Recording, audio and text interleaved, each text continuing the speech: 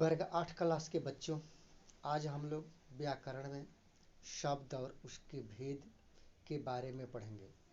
बच्चों, जैसा कि तुम लोग जानते हो, एक या अधिक अक्षर से बनी हुई स्वतंत्र एवं सार्थक ध्वनि या ध्वनि समूह को शब्द कहते हैं, जैसे मैं, तू, लड़का, छोटा, वह इत्यादि। बच्चों, शब्द के भेद 3 प्रकार से हम लोग मानते हैं, जिसमें पहला है अर्थ के आधार से। तो अर्थ के आधार पर शब्द 2 भाग में बांट देते हैं, एक होता है सार्थक और दूसरा होता है निरर्थक। बच्चों, सार्थक शब्द वे हैं जिसका कोई निश्चित अर्थ होता है, जिसको हम लोग सदियों से जानते आ रहे हैं, जैसे राम, श्याम, लोटा, सीधा इत्यादि। इसको कहने से आप समझ जा रहे हैं कि यह किसी वस्तु का नाम है या किसी व्यक्ति का नाम है। जबकि निरर्थक शब्द उसको कहते हैं जिसका कोई शाब्दिक अर्थ नहीं निकल पाता है, जैसे कमल, कमल सार्थक शब्द हुआ, लेकिन चल ऐसा ही कुछ लिख दें, चचल, पलल, तो यह निरर्थक शब्द के अंतर्गत आता है। बच्चों, व्याकरण में केवल हम लोग सार्थक शब्दों का ही वर्णन करेंगे और उसी को पढ़ेंगे। दूसरा भेद होता है उत्पत्ति या रचना की दृष्टि से। तो बच्चों, रचना के विचार से शब्द के 3 प्रकार होते हैं। पहला होता है रूढ़, दूसरा होता है यौगिक और तीसरा होता है जौगरूढ़। पहला जो रूढ़ है, रूढ़ शब्द वे हैं जिसका कोई भी खंड सार्थक नहीं होता और वो परंपरा से किसी शब्द में प्रयुक्त होते हैं, जैसे लोटा, घर, बर्तन इत्यादि। बच्चों, लोटा शब्द के यदि हम 2 भाग करते हैं तो लोप शब्द बनेगा और टा शब्द बनेगा। इन दोनों को अलग अलग यदि हम लोग रखें तो इसका कोई अर्थ नहीं निकलता है, इसलिए इसको रूढ़ शब्द कहते हैं।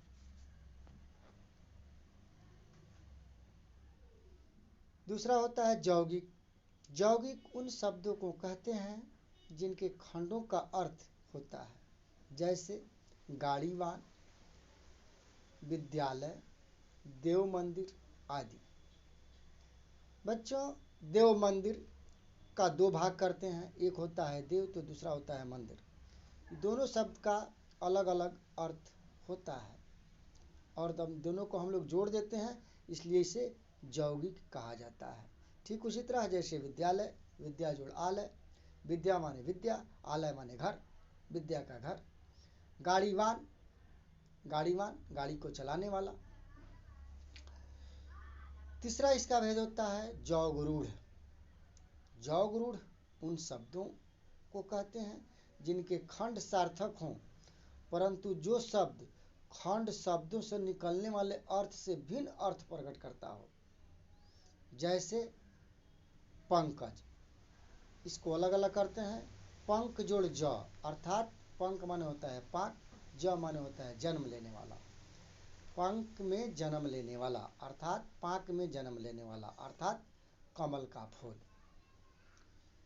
इसको हम लोग जौगरूढ़ कहते हैं। इसके बहुत सारे उदाहरण और भी हैं, जैसे लंबोदर, लंबा है उदर अर्थात गणेश जी।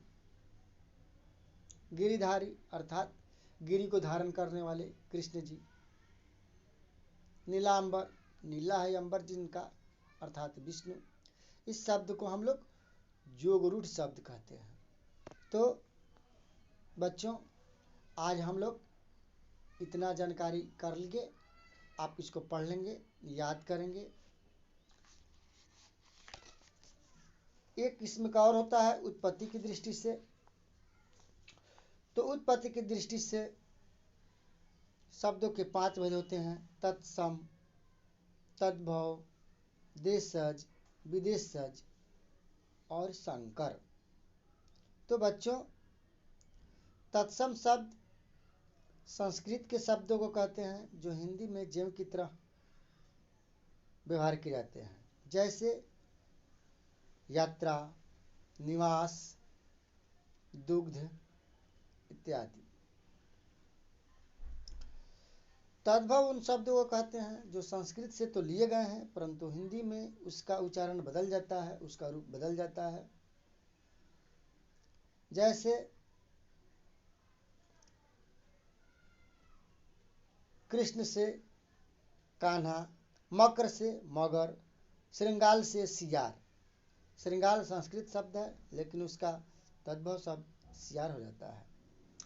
उसके देशज, देशज शब्द उन शब्दों को कहते हैं जो मेरे देश में ही उत्पन्न हुआ है, बोलचाल की भाषा बन गया है। जैसे डोंगी, पिल्ला, छाती, चटपट, कौड़ी, खोट, मूंगा इत्यादि।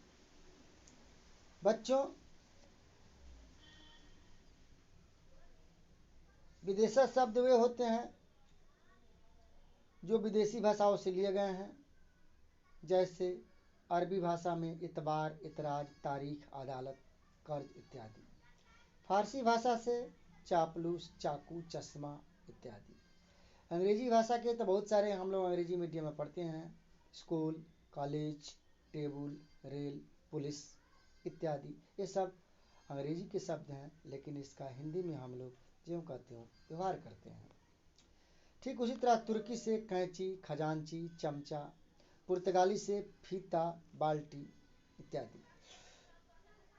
इसके बाद बच्चों, रूपांतर की दृष्टि से शब्द दो प्रकार के होते हैं, विकारी शब्द और विकारी शब्द। यह विकारी शब्द और अविकारी शब्द हम लोग आगे पढ़ेंगे।